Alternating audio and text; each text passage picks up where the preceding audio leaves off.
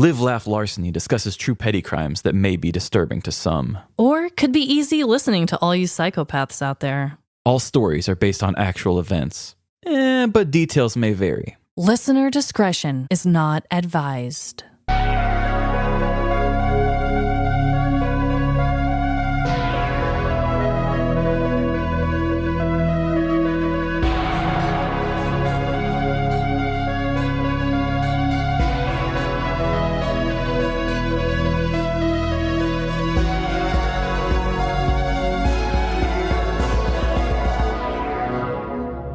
Live, Laugh. Larceny. Welcome to Live, Laugh, Larceny. When you point your finger, you've got three pointing back at you. When you pull a finger, you just fell into Dad's trap. This is Trevin.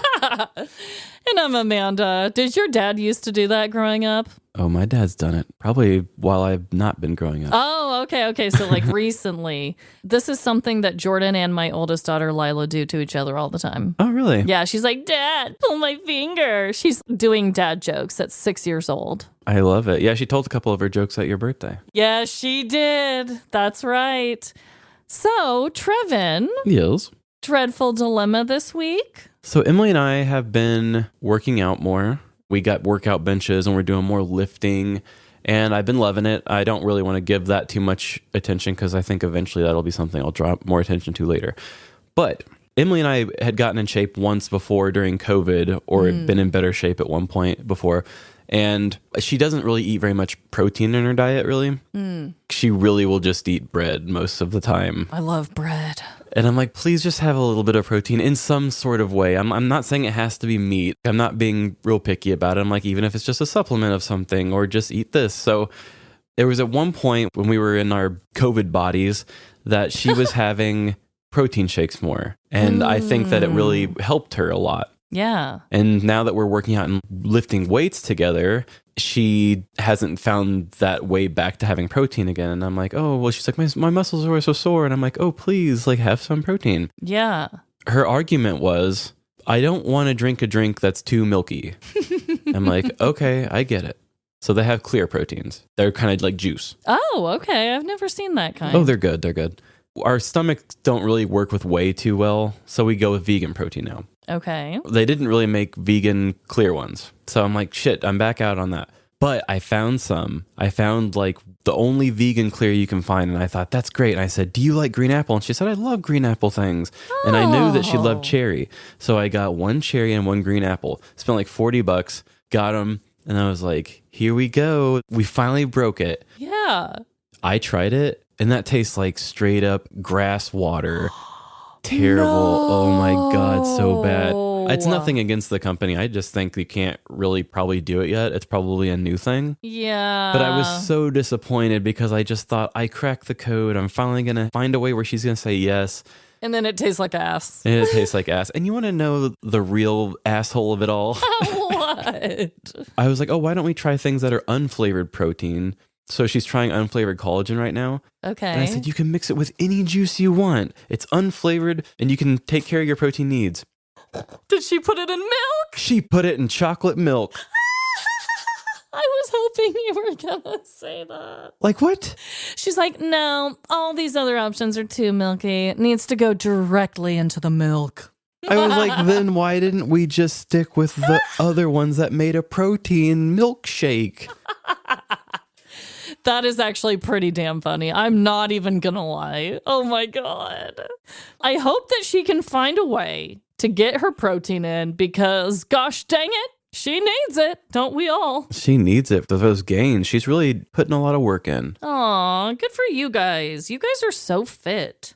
Well, I have a dreadful dilemma that's kind of the opposite of being fit. Okay. And don't worry, it's nothing to do with me necessarily. It's just society as a whole kind of thing.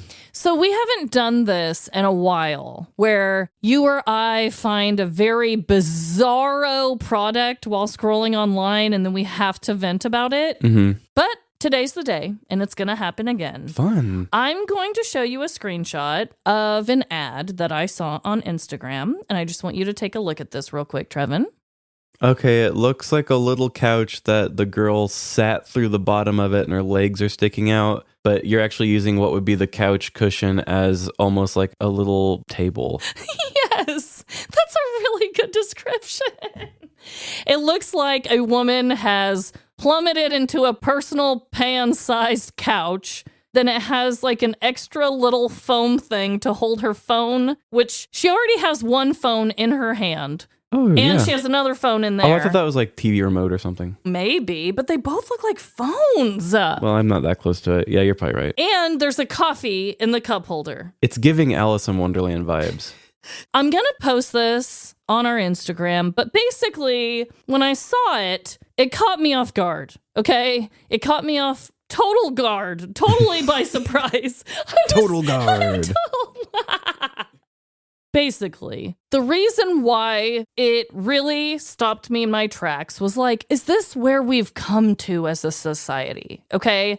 Even the cozy headboard isn't going to cut it. We need a pillow behind us, a pillow to the left, a pillow to the right, a pillow stacked on top, a desk around us, and then another foam thing to hold all of our items. It also feels like an adult high chair. It does feel like an adult high chair. Or a booster seat or whatever. Yes, like she's completely surrounded by this weird thing. But the other part of it that makes it a little bit dreadful for me is that even though it looks ridiculous, it's like an excessive purchase, in my opinion. To be honest, it looks kind of cozy.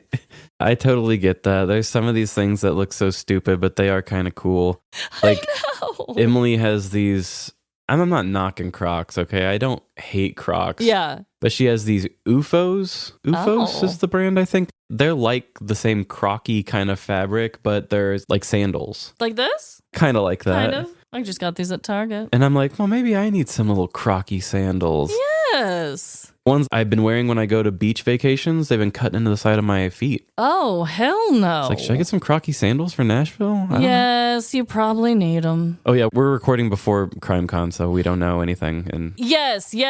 We will give a full update and feedback and a bunch of stuff. We may even do a whole little bonus thing on Patreon. I don't know yet. Oh, yeah. Good point. But we will talk all about CrimeCon as soon as we're home. We are recording this ahead of time. That's why we sound sick 2 weeks in a row. Yes, you guys, if we sound a little stuffed up or coughy or wheezy, just love us anyway. We're going to get better. It's going to be okay. So, Trevin, we are going to be sharing some killer facts this week. Hello? We've traced the facts. They're coming from inside the house. Killer facts. And not only are they killer facts, but this is the Father's Day episode. Yes, it is. We didn't say that yet. You know, sometimes I pick these specific intro lines that reference the holiday. and then we never talk about it. I say, that'll be great because that'll trigger us to start a conversation and say, it's the Father's Day episode. Yes. And we don't. We never do it. Oh my God. It is indeed the Father's Day episode. To all you fathers out there, listen up. No, I'm just kidding. Happy Father's Day to everyone. Yeah, happy to y'all. So for this special Father's Day killer fact, I'm coming from BBC.com. And it was just this interesting story about a guy that I thought I would share. Please do. A man named James Vlahos. It's Vlahos. In 2016, he had found out that his father was diagnosed with terminal cancer. Okay. So when he found out that his dad had cancer, he said that he was determined to make the most of the remaining time he had with his dad. I did an oral history project with him where I just spent hours and hours and hours recording audio of his life. This coincided with a time when James was starting to explore a career in AI. Uh-oh. He thought, gosh, what if I could make something interactive out of this for a way to more richly keep memories? This is going to turn sci-fi real quickly, isn't it? Not yet. Okay. I mean, not yet in the storyline. Okay. So his dad ended up passing away in 2017, and he had made this AI-powered chatbot that could answer questions and reminisce and tell stories in his father's voice. Oh, that is kind of sweet. And so in 2019, he decided to turn it into an app. Oh my. It is an app. I did look it up. He came up with this app called Hereafter AI, which I looked it up. If you want the unlimited plan, I think it was like $9 a month. Okay. I think you get the app and then you record you'd have to know that your family member's dying or just have somebody preemptively do it, I suppose. Right. I guess they would have prompts and stuff of things they would answer and do, and then you can revisit it and kind of interact with it. Weird. First of all, I am all for interviewing your elders, okay? Because when I was in elementary school, I had to do a project where I did that with my grandma, and we ended up traveling to where she lived, and we went to like a historical museum that went through the Great Depression and all the things that she lived through. And she looked up old pictures of her first home that she lived in as a child and all these really cool moments. And I was prompted to ask her questions like, who's your favorite musician? What's your biggest achievement? Questions like that. And I'm actually so grateful I have that booklet. And we even brought it to her 90th birthday party and all the things. And having an app and having audio recording would be a beautiful thing to have. The only thing that's like a little scary to me is if this thing can like develop its own personality and almost like morph into your loved one, and then they try to continue on with the stories and embellish things here and there. That would be nuts. Or what if they guilted you and it's just like, oh, you haven't checked your app in a while? Oh my God. And they're like, I guess you don't want to pay for that $10 upgrade. Seriously. And they could probably manipulate you in your past loved ones' voices. I was going to tell you about the first time I met your grandma, but gonna have to pay $9.99 for that. And we're not saying that that company does this. We're just saying that the technology could go there. It could. There is one fine little line dividing them from doing that. And I'm sure he's got competitors that also do the same thing. But I do think it is a really cool way to keep the keepsakes and to keep your family members' memory alive and stories alive. But I don't know. Yeah. Anything that has that much audio of you and that much of your personality, and then he's talking about AI, I get scared. Makes me think of that Black Mirror episode with Domhnall Gleeson in it. Yes. That was a good-ass episode. So, Trevin, I also have a killer fact. Get me with it. Mine isn't Father's Day related, like my story is, but this is something that fathers do on a regular basis, and we all need to remember the origin of this. And today I'm going to be talking about pinky promises. Oh, this is exciting. I'm going to be talking about the origin of a pinky promise. I got a lot of information from Wikipedia and timesofindia.com. This is what they had to say. Pinky swearing has origins in Japan from 1600 to 1803, where it is called yabikiri, which translates to finger cut off. Oh. And often additionally confirmed with the vow, pinky swear, whoever lies will be made to swallow 1,000 needles. Oh, I thought it just meant cut the pinky off. No, so it does. And swallow 1,000 You needles? have to say that phrase when you make the pinky swear. Oh, that's how it originated before it got shortened. Yes, yes. So say it again, now that I have to think about saying this out loud. So they do the pinky swear, and then they say, pinky swear, whoever lies will be made to swallow 1,000 needles. Oh, that's so metal. Okay. And then they cut off their pinky finger if they do lie. Ooh. Some say that this promise was created by the Japanese mafia, Yakuza. But there is no proof of this. This is just kind of what people have grown to believe. Pinky promises existed in North America since at least 1860, where it was documented by the Dictionary of Americanisms. It is now most common amongst school-aged children or adults that are close friends, no longer with the expectations to cut off your finger if you break the promise. However, I think we all need to take our pinky promises a little more seriously. Because in the past, that's what that meant. I think they're important. You know, I'll still pull one out here and there. When you do a pinky promise, do you lock it and then like kiss your hand? Like everyone has their own little thing that they do. Do you do anything like that or? Oh, I just blow into my fist like a trumpet. No, I don't do any of that. I just hook it and that's it. Okay. I just think the act of the lock is all I really need. Truly and honestly, that really is all that you need. But I find it so fascinating to look at something that children are just doing in their normal everyday lives and to rewind and think, Where did this little thing come from? Oh, yeah, like nursery rhymes and stuff. Yes. My theory is that the Yakuza did start it, and they thought, we don't want to be known as the people that started the children's thing. I know, because honestly, Get it off me. Could you imagine being in the Japanese mafia, okay? And you're like looking at your enemies saying, you will swallow 1,000 swords. Oh, yeah! And like chopping off fingers left and right. And then now, in today's day, you're just seeing kids being like, pinky promise on the playground. Yeah, can't come to my 3rd birthday party because you broke a pinky promise. And it's almost as bad as swallowing 1,000 needles. Dude, it would kind of take the wind out of your sails if you're trying to be a big, strong, tough mafia member.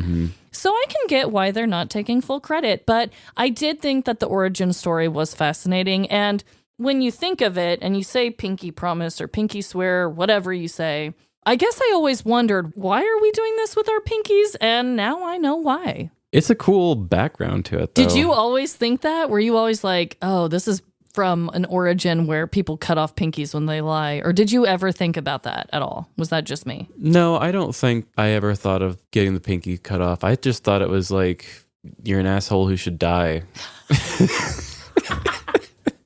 Well, damn! Nobody break their promises to Trevin, why don't ya? Now I think it's time we talk about some companies that won't break their promises, Trevin. Let's do it.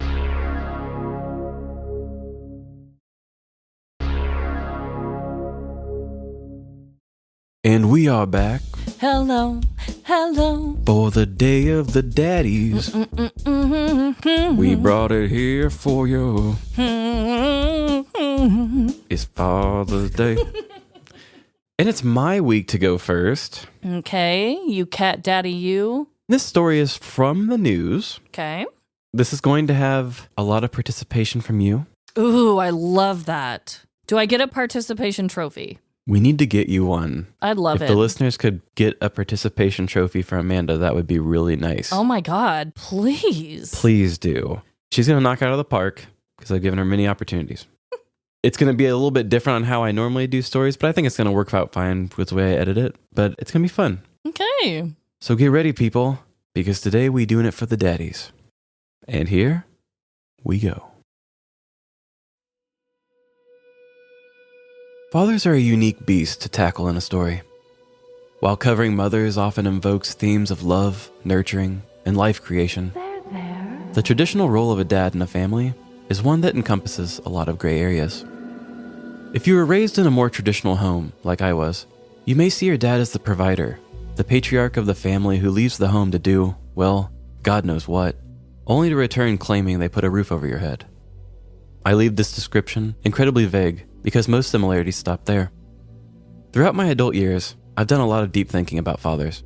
This has mainly stemmed from my own internal questions about whether I could be one or not. But nonetheless, I've been observing. I've seen the stoic disciplinarians who dish out justice after a long workday. Time for a spanking. The single dads doing it all for their offspring. The man-children who pout in public, thinking no one but their wife notices. I need a nap and respect. The dads that no one sees because they left soon after making a kid. And one particular freak of nature, Amanda's Papa Dennis, a gentle heart who encourages the women in his life to be strong and independent. Shout out, Papa Dennis. You're doing the Lord's work. Truly.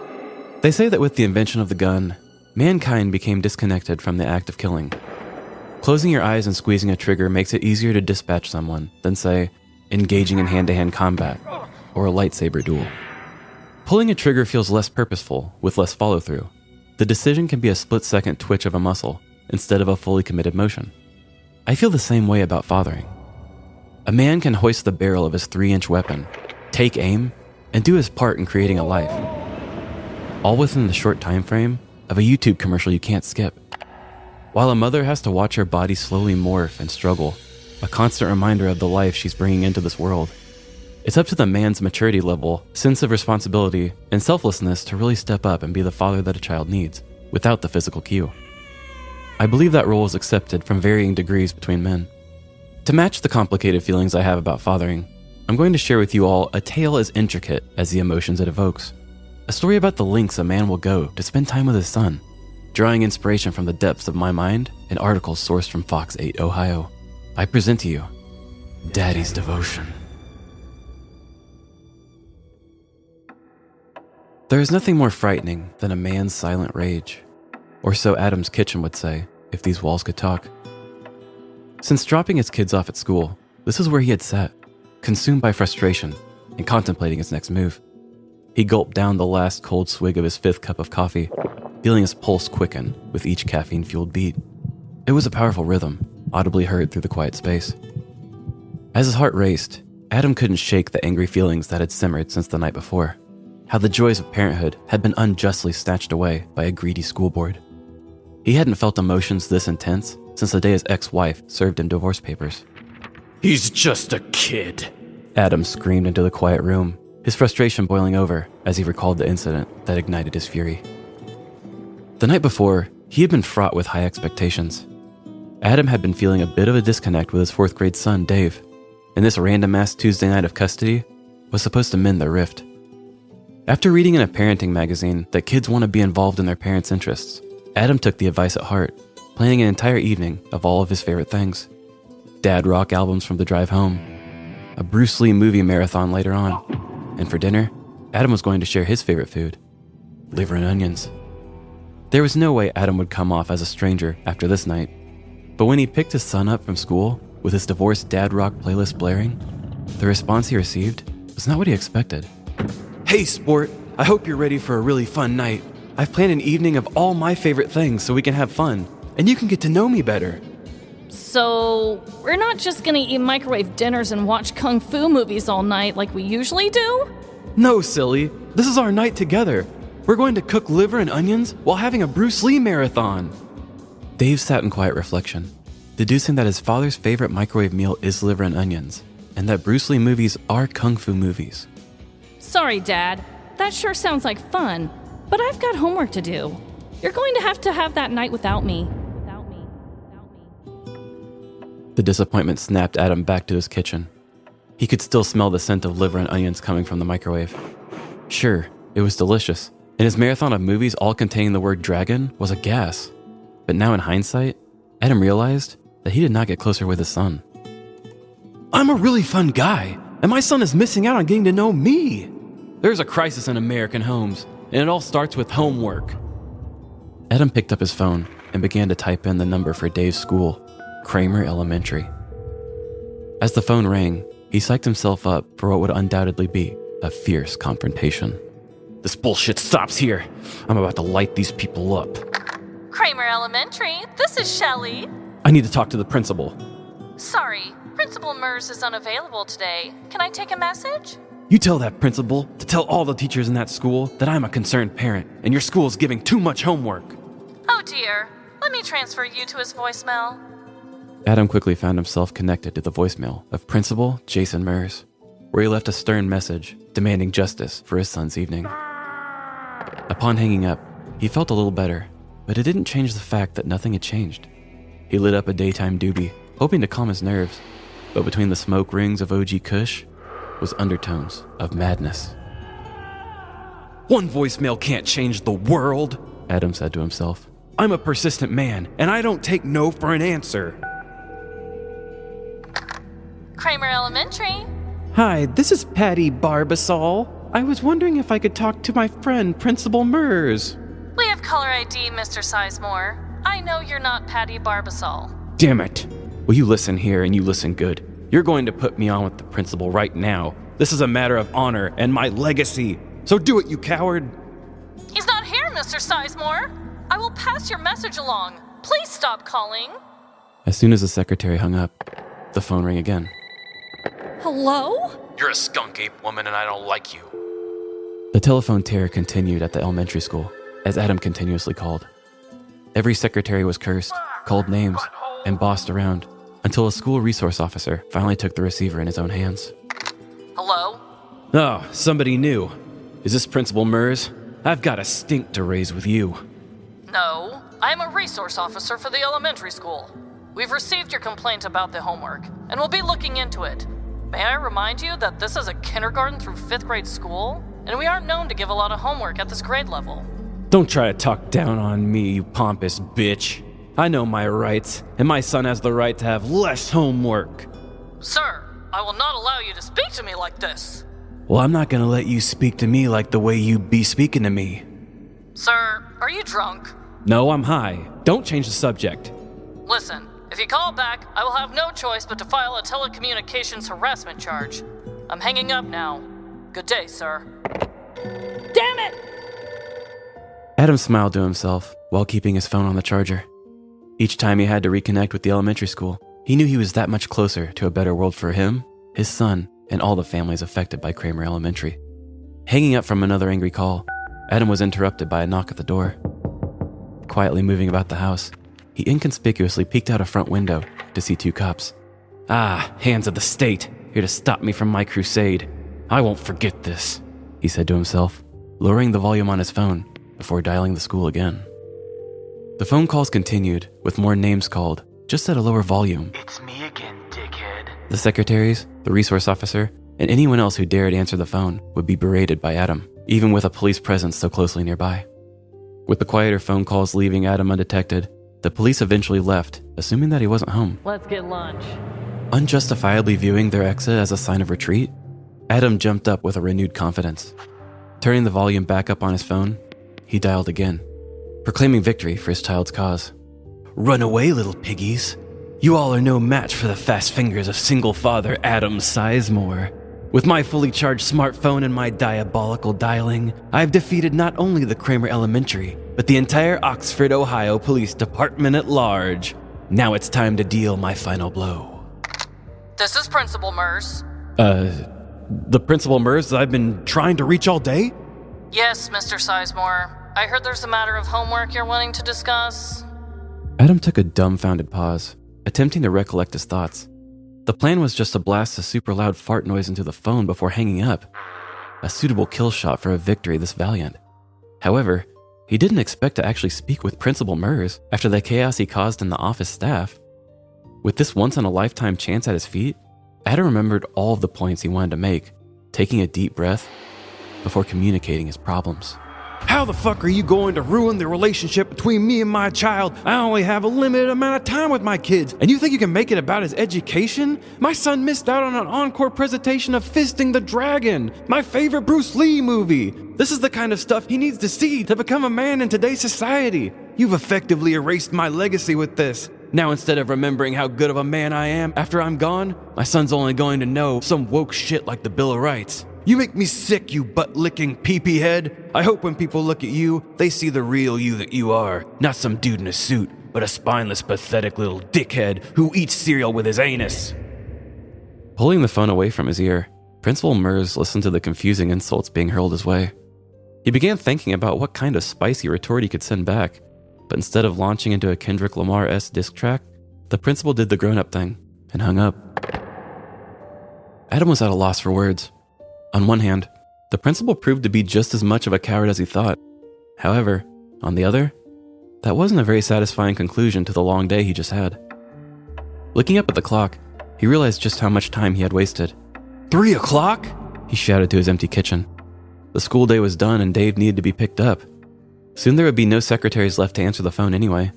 And who knows, maybe the school had given Dave a lighter homework load. There was only one way to find out, and if he didn't get his way, Adam could still introduce his son to Fisting the Dragon 2, double or nothing. With hopes filled for a brighter evening, Adam grabbed the keys to his truck and left to pick up Dave. With his home in his rear view, Adam began to feel a sense of calm.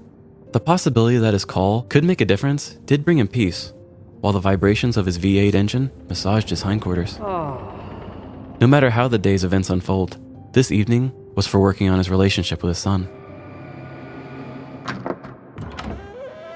The next morning, as the sun began to rise above the town of Oxford, a shadowy figure walked into a dimly lit room.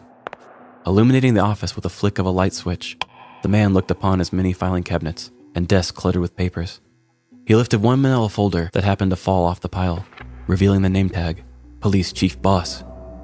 He stroked his mustache while looking at the name tag, remembering how long he's carried the woolly worm on his upper lip in the name of justice. The chief settled into his desk chair, taking notice of the 10 voicemails flashing on his Cisco phone. He grunted, tipping back his heart medication to alleviate the stress of his job. With the tired expression of a man weary of his vocation, Chief Boss slowly leaned over and pressed play on his voicemail while logging into his computer. You have 10 new messages. First message. Hi, this is Principal Mers from the Kramer Elementary School here in town. We had an incident yesterday with a parent calling and harassing me and my staff. Well, I just came into more voicemails from him again. This time he's telling me to put my big boy britches on and have a conversation with him. Please call me back. I'd like to file a formal telecommunications harassment complaint. New message. Good morning, Police Chief Boss. My name is Cletus Nipples, and I'm the superintendent for the Oxford School District. I've been receiving some disturbing calls from a local parent. Please call me back. The police chief grunted to himself, pressing the next button on his phone. New message. This is Adam Sizemore. You've got a little bit of an ass chewing coming because of your employees. The ones I pay for?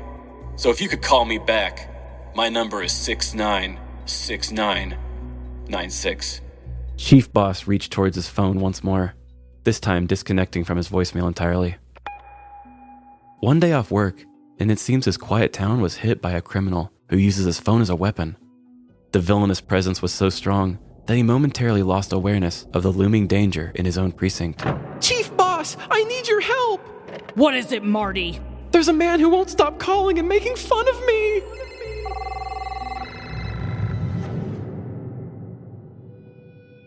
On February 29th of 2024, 39-year-old father Adam Sizemore called the Kramer Elementary School repeatedly to complain that his son's homework was keeping them from spending time together.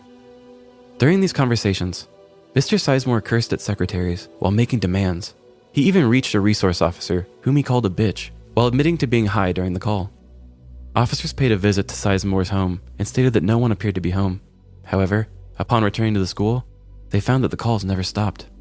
By the end of the day, Sizemore did reach the school's principal, who ended the call after being cursed at by Sizemore. Things escalated the next day when the police station received 18 to 19 calls in less than an hour to complain about Kramer Elementary and the amount of homework his son received. Sergeant Price of the Oxford Police Station told Today.com that Sizemore was charged with 2 counts of telecommunications harassment, a first-degree misdemeanor, and 1 count of menacing, a fourth-degree misdemeanor. If found guilty, Sizemore faced a maximum $1,000 fine and up to 6 months in jail for each count of telecommunications harassment. For the menacing charge, Sizemore faced a $250 fine and up to 30 days in jail. No information was made public after the initial arrest report. A daddy's devotion is a unique thing. I'm not saying anything bad about dads. While I appreciate good fathers, in my experience, I have observed how many men can simply get by without fully embracing the immense responsibility of parenthood. It shouldn't be pursued just because society expects it. Having a child won't magically heal unresolved issues, and filling a new human with your bullshit won't alleviate feelings of inadequacy. Being a father takes a lot of growth as a person. It takes the removal of preconceived notions of life and the acceptance of new things that you've never encountered before. There's more to fatherhood than simply providing financial support, especially if you adhere to traditional roles. There's wisdom and encouragement needed by both parents if a child is expected to thrive in this world. Every parent must demonstrate their capacity for learning and growth to inspire their children to do the same. Saying one thing while your actions show another will inadvertently teach your kids that action.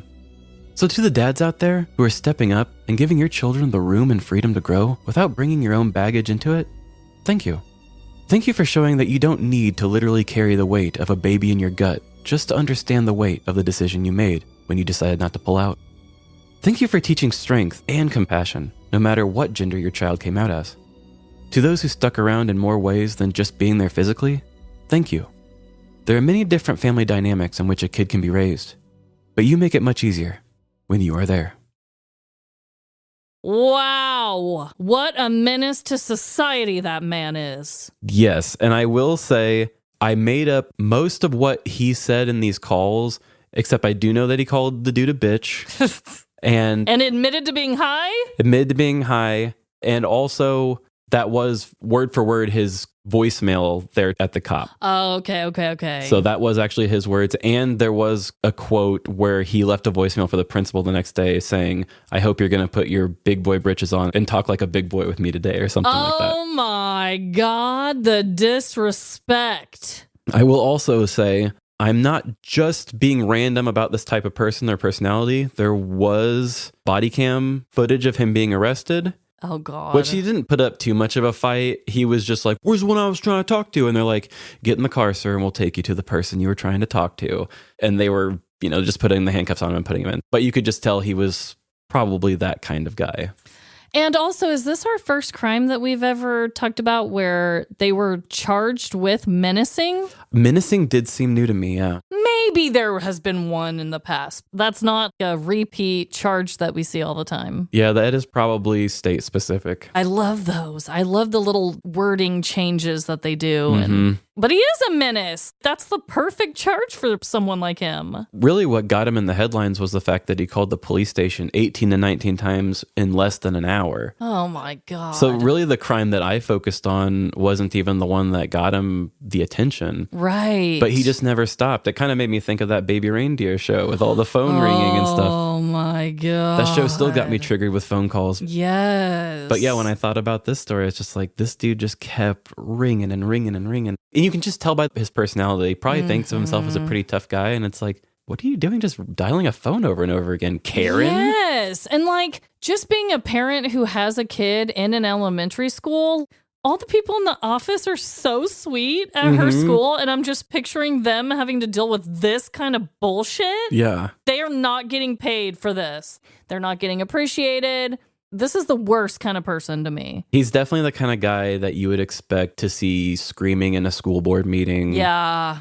And he really was blaming his relationship failing on the homework. Well, he said he couldn't spend time with his kid because of all the homework he was getting. I don't know the age of his kid, and it was a K through 5 school. So the highest you could go is 5th grade. Right. Even in quotes from the resource officer, he said, this is a kindergarten through 5th grade school. We're not really known for homework at this grade level, so I'm not sure what this guy's problem is. So I just made up a little bit of a story that, well, this guy already kind of seems like a menace. Yeah. I could see his son coming up with a homework excuse not to want to hang out with him. Yes. That's what I was getting at. Okay. Yeah, I like that angle. I mean, I wouldn't want to hang out with him if I was Adam in real life either. No. Oh, wait, the dad's name was Adam. If I was the kid, I wouldn't want to hang out with him either. No. Liver and onions in the microwave. Jeez. Yeah, I figured he was probably just a selfish dad too, who was like, let's Yeah. just do all my favorite things and we'll say it's me doing a nice thing. Yeah, I mean, I would say that you're probably spot on when he's blaming the school for not having a good relationship. He also had left a voicemail with the news company too. He was like, most of what people say in that arrest report's not true. And then he said, I'm a single dad of a daughter and a son. And I'm like, there was a daughter in this? I thought about putting her in the story and just saying, oh, he went to go pick up his son and daughter that we conveniently never talked about. But I didn't. Oh, damn. But yeah, he had a daughter too. And so I don't know if she was older and not having homework or I don't know what the deal is there. Yeah, what's the issue, partner? Yeah, like if she's in the same grade-ish, maybe be fighting for her homework rights. My God, if you're going to go balls to the wall, do it for all the kids. Start a revolution. Oh my God. Well, that was really well done. Lots of fun scenes. Oh, yeah. Lots of phone calls, I'm sure, sound effect wise. Mm-hmm.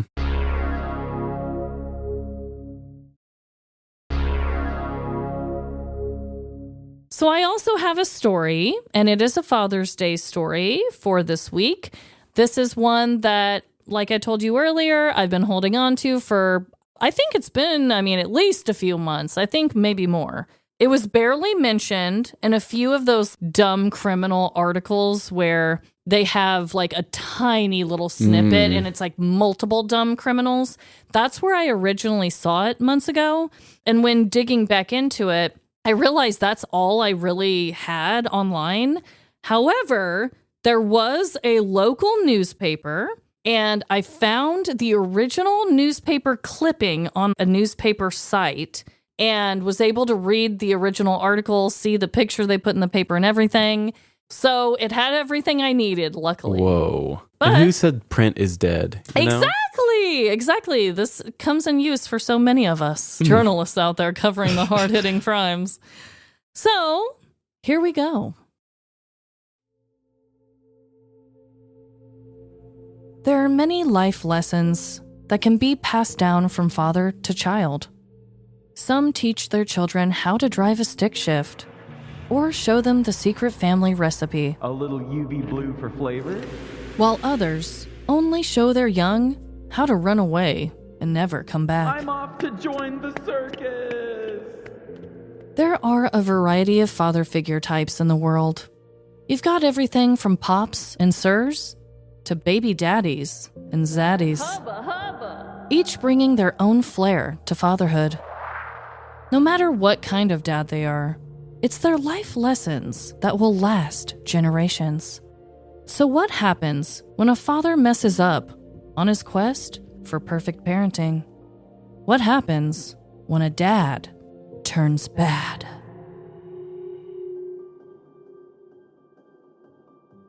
It was an early morning on Father's Day of 2003 when 33-year-old William Klein Jr. woke up to loud sounds coming from downstairs in his kitchen. Pots and pans banged together as his wife Shelly gave orders to the children. Toby, peel that banana. Mary, pour that orange juice in a glass. And Brian, get that booger off your chin. William chuckled hearing the commotion. He loved the life he had created in Des Moines, Iowa with his family, and Father's Day was one of his favorite times of year. It wasn't long afterward when he heard a rhythmic knocking at his bedroom door. It cracked open, revealing 4 sets of eager eyeballs awaiting his reaction. Happy Father's Day! His family shouted in somewhat unison. They presented their collective breakfast creation brought upstairs on a tray, and all jumped into bed with him. William ate the soggy toast happily as he stared at the lovely family he had a part in creating. I'm the luckiest man alive. The hallmark moment didn't last long, however, as Brian flicked yet another booger onto his sister Mary, causing a domino effect of chaos to ensue. Mary kicked Brian, who knocked over the breakfast tray, which then spilled juice all over Toby. The thoughtful and peaceful morning in bed had become a battlefield of breakfast foods and bullying. Brian and his wife separated their children and started taking their messy sheets off their bed. Although it was a stressful start, Brian refused to let the event tarnish the whole day. The kids reluctantly apologized to one another and immediately started using their dad as a jungle gym. They jumped on William's back, hung from his neck, and used his legs as stairs. Before William knew it, he was overpowered by the children and at their mercy. Just when he thought he found a way to break free, he felt something cold and hard surrounding his wrist. Struggling to see what was going on, he yelled out in his most stern dad voice, That's enough, children! The kids scattered like cockroaches fleeing from light. Yet one child remained nearby, William's 10-year-old son, Brian. The father and son made eye contact before William slowly peered down at his wrist. Suddenly, the close proximity of Brian and the cold sensation felt on his hand made sense. William and Brian were handcuffed together. Brian, what did I tell you about playing around with my old security job belongings? William lectured his son. I just wanted to be close to you, Daddy. Brian said back sheepishly. It was impossible for William to stay mad at an explanation like that, as he took a deep breath and said, Well, let's go find the key to these cuffs. For hours, the family searched for the small metal handcuff key.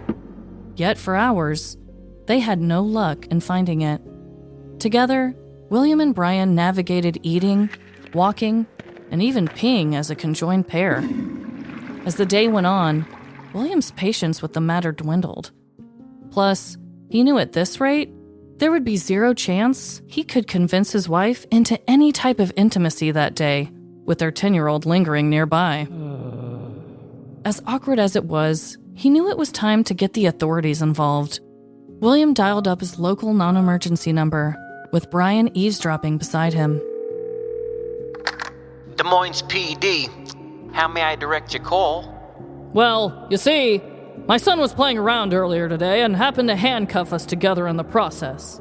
William tried to explain. We have looked and looked for the key, but no luck. Is there any way an officer could come out and cut a dad loose for Father's Day? The responder and Brian both laughed collectively. No problem, sir. This isn't the first time we've received a call like this. Officers should be there shortly. Hang tight. Once officers arrived, the mood was still light between everyone. They laughed about the encounter, poking fun at William and his missing key. Looks like you're missing one key ingredient to making your Father's Day sweet, one officer joked. I can honestly say this is the least sexy handcuff call I've responded to, stated the other. Soon, the wait was over, and the cuffs were unlocked. William and his son stretched their sore wrists and smiled from ear to ear. I can't thank you enough, officers. William praised the men in uniform. It's not often we get to remove cuffs from people, so it's no problem at all. Happy Father's Day, and stay out of trouble, one of the officers said, giving a friendly warning before they both exited the property. William was a free man as he sat there on his sofa. He thought of all the possibilities he had for the rest of his day, but knew his first order of business was talking to Brian. As soon as he was about to educate his son on cuff safety, they heard a knock at their front door. William stood up, alone this time, and peered out the peephole. To his surprise, it was the same officers from earlier.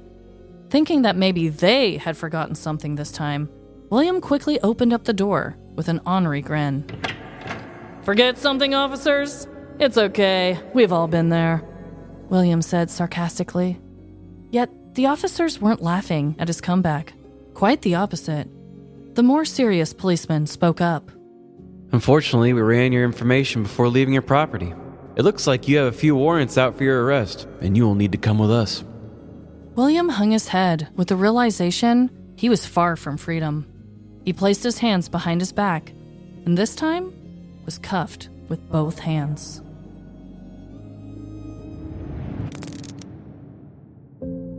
On Father's Day, June 15th, 2003, 33-year-old William Klein Jr. called the Des Moines, Iowa Police Department needing some assistance. He had been handcuffed to his 10-year-old son, Brian Klein, as a joke, using his handcuffs from an old security job. But once they were unable to locate the key and free themselves, they panicked. He called the Des Moines Police Department and asked if they could help free them from the cuffs. Everyone involved had a laugh about it before quickly arriving at William's residence and releasing them. After only minutes of freedom, the local PD returned to the home.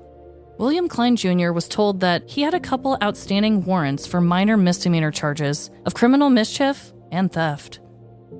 It was then that he was placed back into cuffs and taken to jail. William was quoted, saying, I was hoping to spend more time with my kids on Father's Day.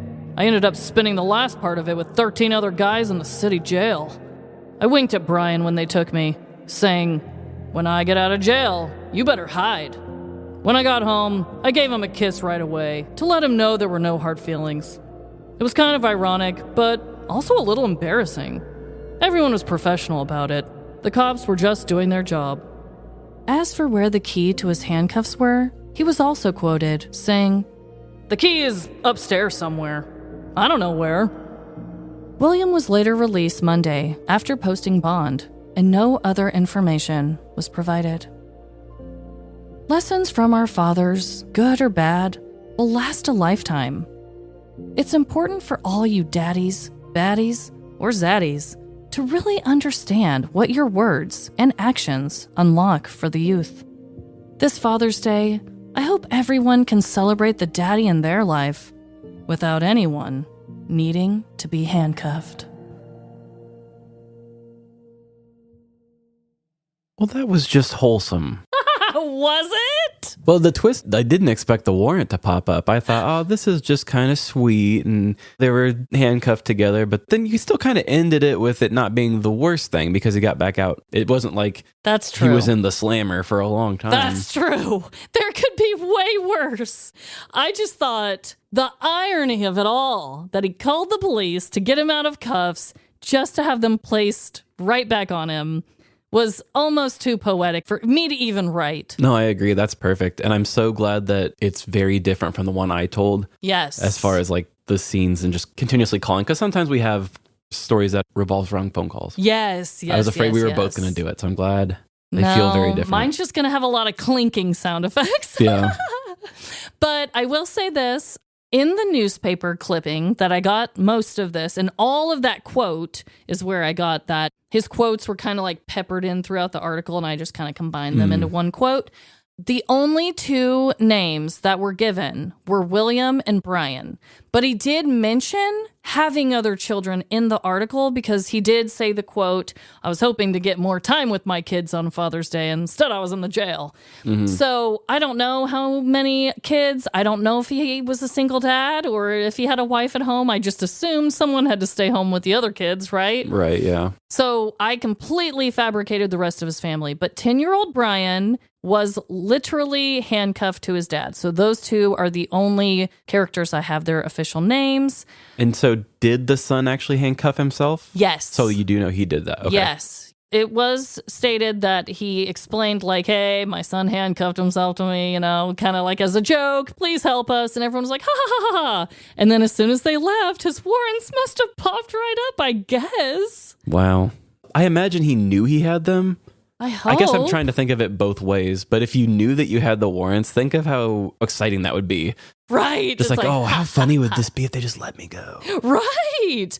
I would think maybe he didn't know he had them just because why would you invite them in to your home when you have active warrants? And you hear of people being like, oh, I had no idea I had a warrant out for my arrest kind of thing. But you know what? These criminals that we cover don't always have the same thought process as we do. Yeah, I mean, they don't know they're going to wake up the next day being known as a criminal. Exactly. And I am very excited to share a screenshot of the newspaper that I got because not only did the local paper, write this whole thing with interviews and everything, but they also took a picture of him and his son and they're like holding up handcuffs and their faces are just looking through the holes. Oh, wow. It's all in black and white. Oh, it was just so damn funny. So definitely look online for the photo context. That makes me think that guy's warrants weren't so bad if he's good enough sport to come take the photo and do that. He's posing. He's interviewing. He gets that he's a part of a joke. Can't be too horrible, I guess. I love a good sport. I do too. I mean, if you can't laugh at yourself, then you're in for a world of hurt because there's going to be many people laughing at you throughout your life. Especially if you're on this show.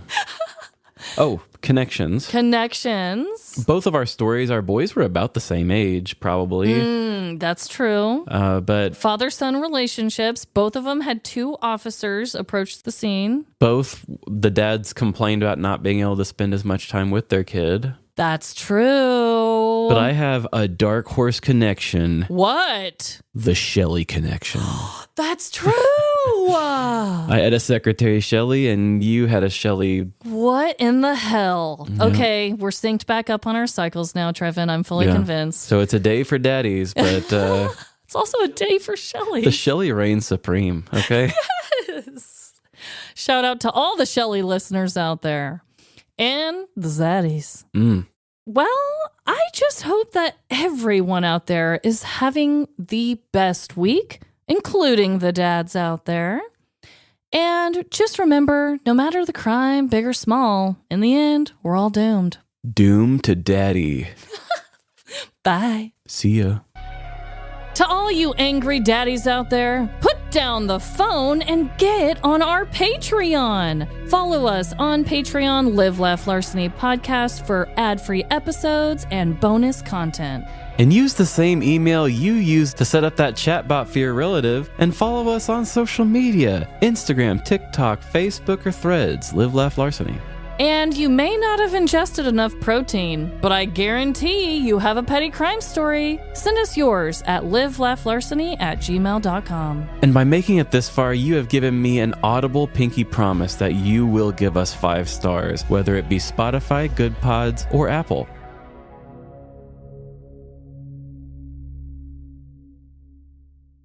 Sorry, Principal Mers is unavailable today. Can I take a message?